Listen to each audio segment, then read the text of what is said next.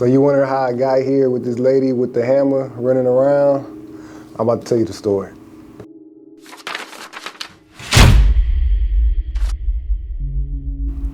This is like 2018, a little bit past the Harvey flood.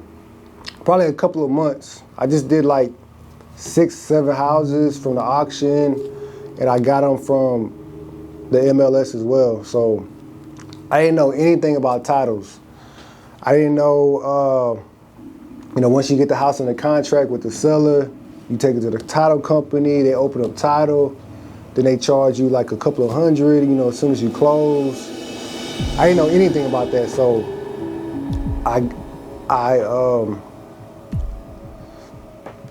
so let me take you to the beginning. So my contractor, I think his name was Eno at the time, my electrician, he told me he was working on these houses in Kingwood. And so he was telling me like, hey man, I've been doing all these houses in Kingwood, they're nice. They're, people getting them for real cheap. They're getting them for like 20, 30, 40,000. I was like, okay, that's cool. I'll give you a referral fee. So he put me down with another contractor named Mario. And then Mario was like, hey, this lady, she's trying to sell her house, but I wouldn't buy from her for more than 30, 40,000. I was like, okay, give me a number, I'll call her, and we could work something out. So, I call her, and so we're like talking about it on the phone. I was like, yeah, I need to look at the house, see, the type of damages, I know it flooded. She's like, okay, when I come in Houston from Utah, I'll let you know. So we set up an appointment, I think that weekend, and I think she got in and she was like a no-show. She told me she was busy and she couldn't make it. So like, okay. So I think we followed up the next week and we met up. And like, I think we pulled up in the Benz, which was I think that was the first mistake we did. We pulled up in the Benz. Like, that's like a no-no. When you buying these houses from people, you need to pull up in like a work car, like a Mini Coupe. That's what normally I pull up in, like a Mini Coupe with like Mario buy houses signs on the side. That's my work car. So she's like, scoping us out. She's looking at us, and I'm dressed nice. I think I had a tie on, like, which was another mistake. So, we were like, okay, how much you want for the house? And she was like, you tell me. And that was another mistake, because you don't ever tell the seller how much you want for the house. You gotta wait till they give you a price. And if they can't give you a price, then you gotta lowball them. You gotta give them a number where you don't even want to say that it's like so low, like 20,000. Like, that's like the number I always throw out there. I'll be like 20,000, and then they get offended. But it's business, so it doesn't matter if they get offended. Keep it moving. If they get offended, so what? Then then you could probably negotiate somewhere in the middle. And then you could get it probably like at 40 or 50 or 35. You never know. I got a lot of houses for 35. So I think I told her like between 35 and 40. So she wanted 40. So like, okay, we could do 40. So I think she didn't want to sign the paper, and then she was like, okay, well, I'm gonna let my lawyer look at it. And I was like, okay, that's fine. So they were in negotiation for like another couple of days, and then I think she was ready to sign at that note. So I was like, okay. So she signed a paper at 40, and then she was like, well, why don't y'all pay the mortgage and the HOA so it won't go into foreclosure? And then we agreed. I don't know why we agreed, but we agreed. And so before I paid her, I took the contract to a lawyer. I had him like do all the finishing touches in writing, so there won't be any discrepancies. Like, I put her on speakerphone, she talked to the lawyer, he wrote everything down, and I paid him and I left. So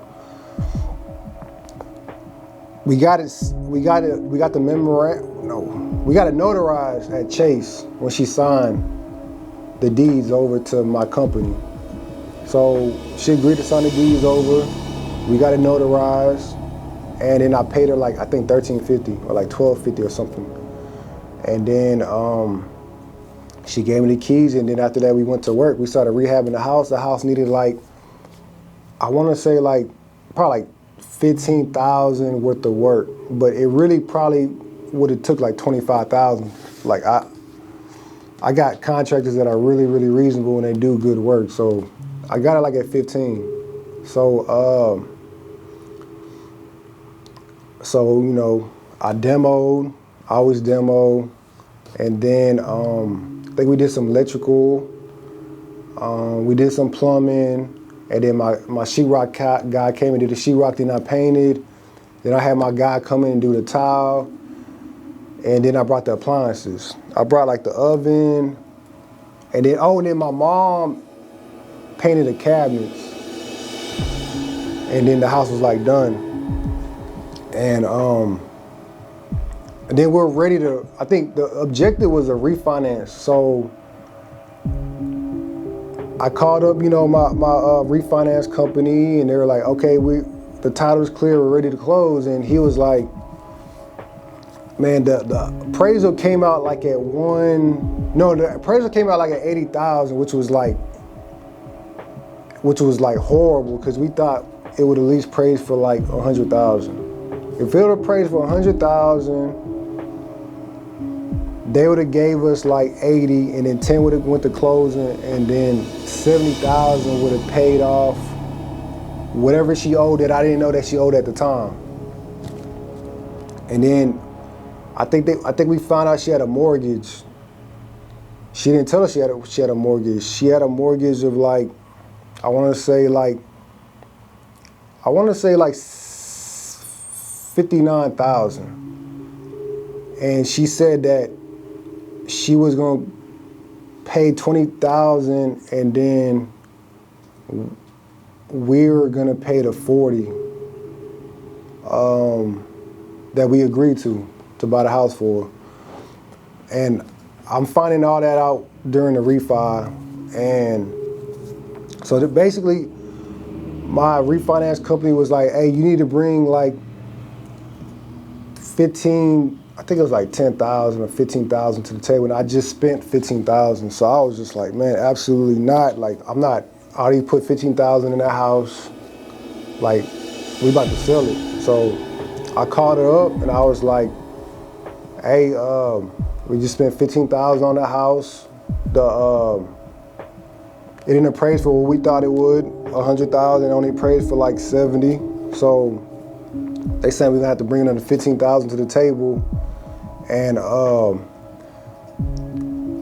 that wasn't even including the 20,000 she was gonna put up. So, and then like, man, her true colors came out. She was like, you already know what you need to do, right? And I was like, no, what is that? She was like, you defaulted. I was like, defaulted?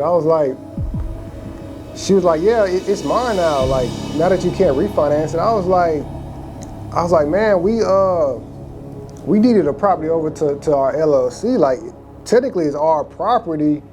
I just can't refinance it. Like, so I'm either gonna wholesale it or I'm gonna flip it. Like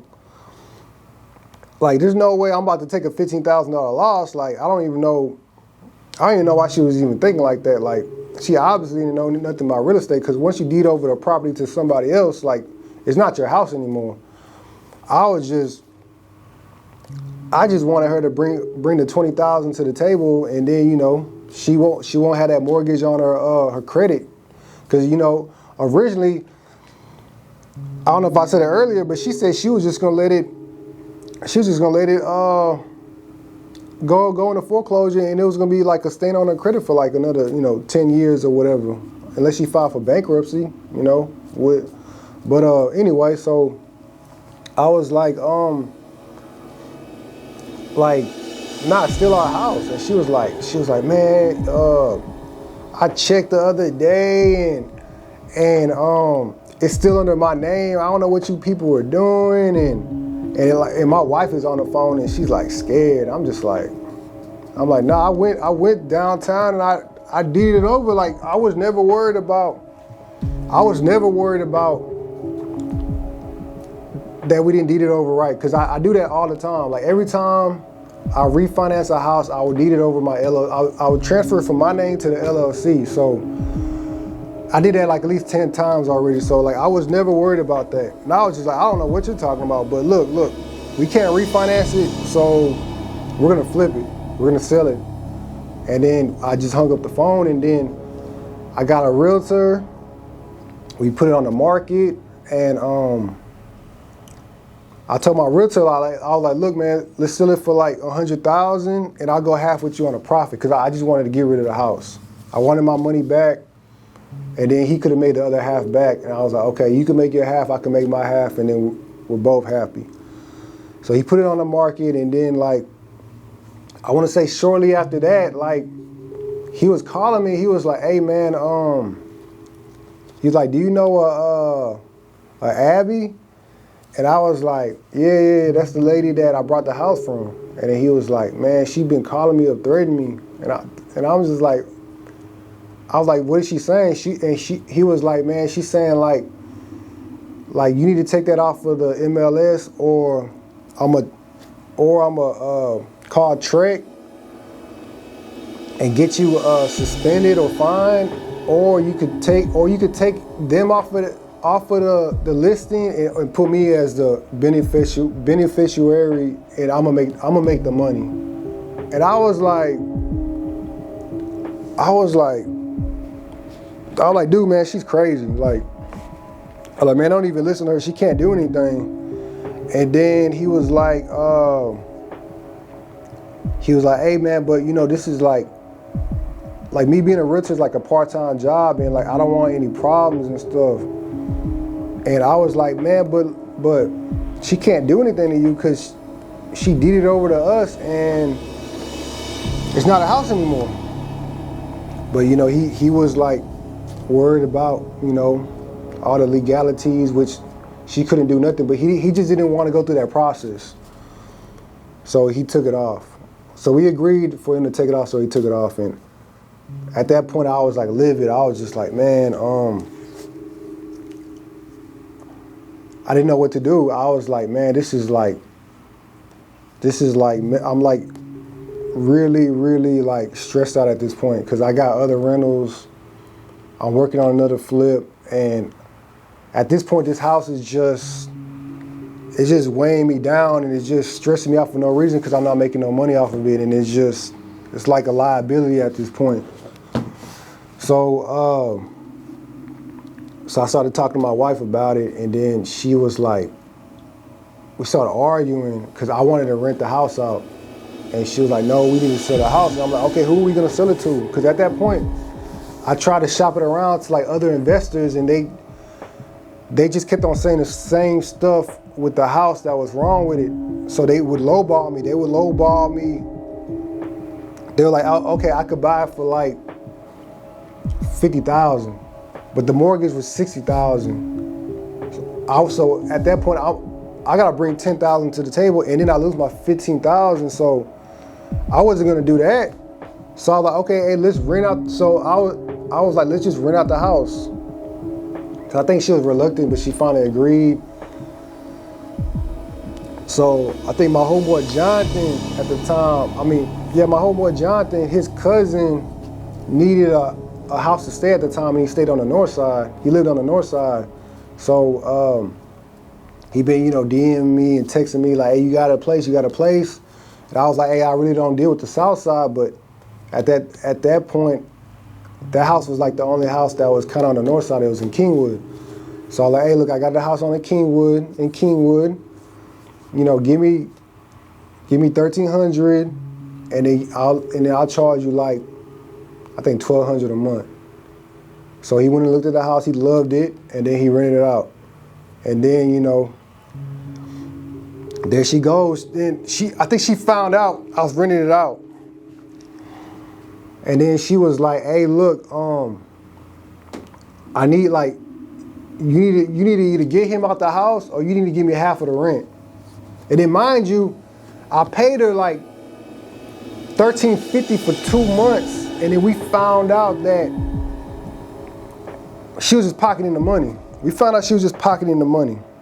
And then we found out that she did something with FEMA. That's why she got all the walls up. And then we found out that she like screwed over her next door neighbor. Like they agreed upon this sheetrock, like a firewall, and they were supposed to go half. And she didn't go half. She was just like forget you. I don't owe you anything. And then she screwed out my contractor, Mario. She told him she was gonna give him a referral fee, and she didn't. And then all the neighbors were just talking to us about her. Everybody had something bad to say. So, we're texting her back and forth, and we're like, hey man, like, she's like cursing us out and all this nonsense. And we're just like, man, you got a bad rep over here. Like, I can't believe anything you say at this point. Even her next door neighbor was like, hey man, she could say she in Utah, but she'll be in an apartment like across the street. Like that's how bad of a liar she is. And everything basically came to fruition. Like she's just a habitual liar. Like that's all she does is just lie. Like her name wasn't even. It was like that's how much she lied. She lied about everything. Like it made no sense. Like I don't think I've ever, besides my first tenant I had, well the one that I evicted, I don't think nobody lied like that ever. Like meeting anybody, I never. Then the mortgage, I didn't know she had a mortgage on it. She didn't tell us till later on, and then she was like, I told y'all that already. And I was like, no, you didn't. I didn't know you had a mortgage. If we would have known you had a mortgage, we wouldn't even deal with the property. So back to the story. So she was like,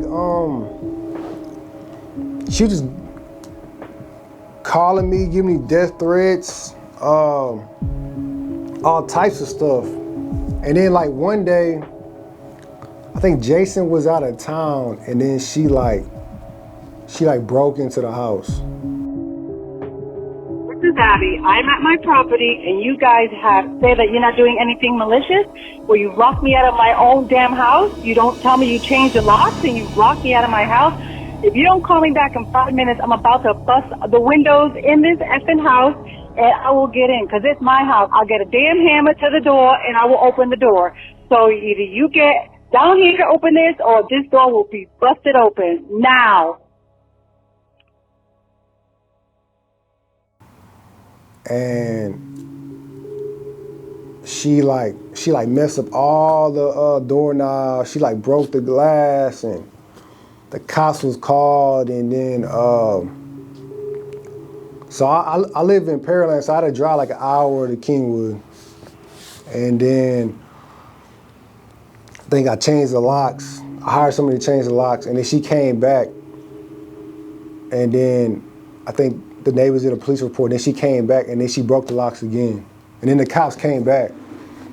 And then she, she was so she not even white, but she was just, I never seen somebody treat the cops like that in person. You see it in movies and stuff, but you never see it in person. Like she was just cursing out the cops. And then one of the cops was kind of cool, and then the other cop was like, man, he was tired of her. He was ready to take her to jail. And I'm the type of person if you're bad mouthing me, it's kind of hard for me to just not say nothing back. So I was saying stuff back, and the cop was just telling me to chill, and I was like, all right, I'm gonna chill. And then the cop was basically like, man, if you touch this property again, I'm gonna take you to jail. And after that, I didn't hear from her in a long time. And so I want to say 6 months passed. At this point, I'm feeling kind of good, because I got all my rehab money back, and then I got the money that I gave her. I gave her $2,600. So I got all that back. And then a lawyer calls me, and he's like, hey man, is this MSLS Enterprises LLC? And I'm like, yeah, this is me. This is us. And he was like, man, I'm representing Abigail.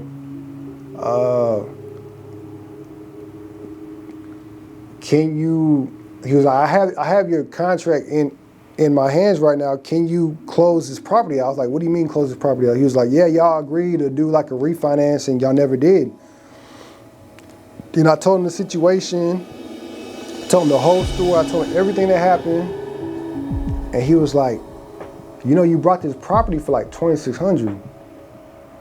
And I was like, I mean, yeah, that's called a subject to. Like a subject to is when you take over the payments. It's called a subject to. And he was like, oh, well, I don't do subject tos. You know, I don't ever, my clients don't do subject tos. And I was like, well, that's what we did. And then he was like, okay, well, look, we're like, look. If she could pay us, give us our rehab money back, and then agree that we'll get all the profits if we sell the house. Like after we get our rehab money back, and then we get like another $5,000-$10,000, we'll sell the house. And then so he was like, all right, well, I'm gonna get back with her, and I'm gonna get back with you guys. And they were like, we never heard from him again. So I'm pretty sure she probably cursed him out and was like, that's out of the question. So he said he was doing it for free. So I'm pretty sure he was like, man, this is a waste of my time. He even said there's not enough money in this property for me to just take it on. So we didn't hear from we didn't hear from her again after that.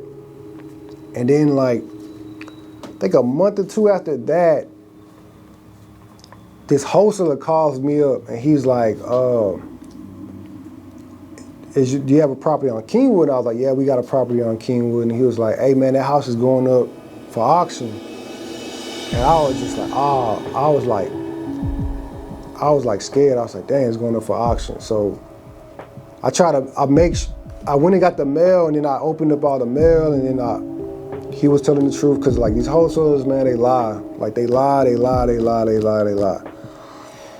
They'll throw all this smoky mirrors at you for you to get scared and want to hurry up and sell their house to them. And it's a lot of them lie just to make whatever money they make. So he was telling the truth, and he was like, hey, yeah, we can go half on a profit. And I was like, all right, well, that's fine with me, but don't worry about me. You need to be worried about Abby.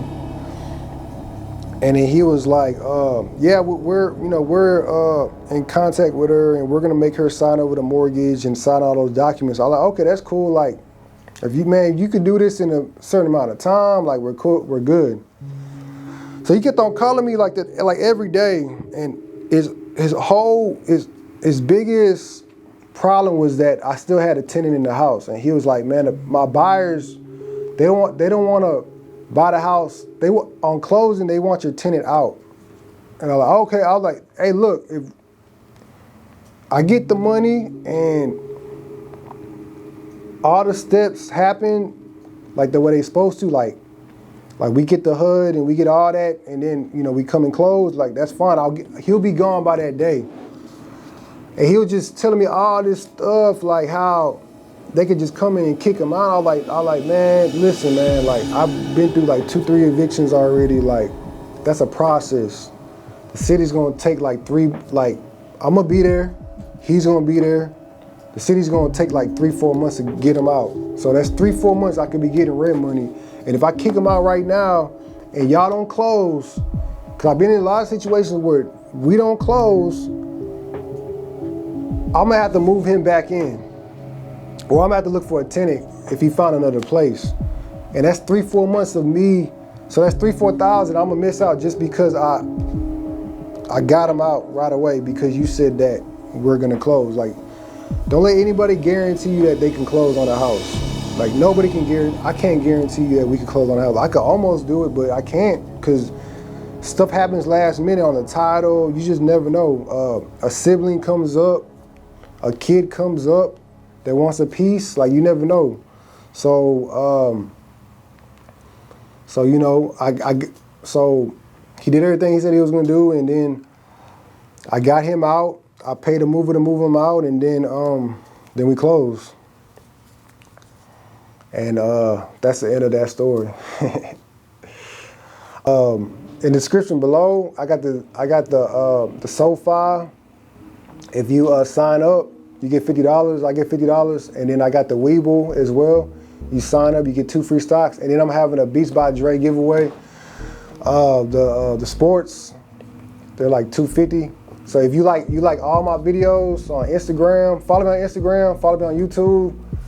Like all my videos on Instagram, like all my videos on YouTube, and then for like the 1,000 I'm gonna give a Beats by Dre headset. Y'all have a nice day.